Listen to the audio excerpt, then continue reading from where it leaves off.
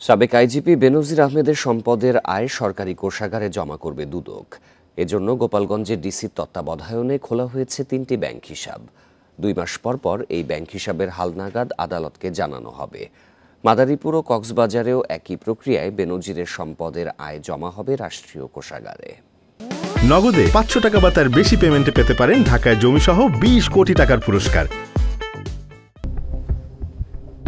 আদালতের নির্দেশে ৬ জুন সাবেক আইজিপি বেনজির ও তার পরিবারের সম্পত্তি জব্দ করে দুদক। পরদিন গোপালগঞ্জের সাভানা পার্কে ৫৯২ কেজি মাছ ধরছিল বেনজিরের লোকজন। এ সময় দুদক অভিযান চালিয়ে এই মাছ আটক করে। পরে নিলামে তুলে বিক্রি করে পাওয়া ৯২,০০০ টাকা জেলা মৎস্য কর্মকর্তার নামে খোলা ব্যাংক হিসেবে জমা দেওয়া হয়। টাকা জমা হবে, আবার নিশ্চয়ই অ্যাকাউন্ট করা আছে, কোর্টের নির্দেশ আছে, সেই মোতাবেক জমা হবে এবং সেই মোতাবেক খরচ হবে যা হয়, এবং সেটা দুদকও দেখবে এবং যে রিসিভার নিয়োগ হয়েছে সেও ঘুষ দেবে। রিসিভার তো কোর্টের নির্দেশনা দিয়ে গেছে এবং কোর্ট নিশ্চয়ই গাইডলাইন দেওয়া আছে, ওই মোতাবেক কাজ করবে। এছাড়া মাদারীপুরে জেলা কৃষি কর্মকর্তার নামে ব্যাংক হিসাব খোলা হবে।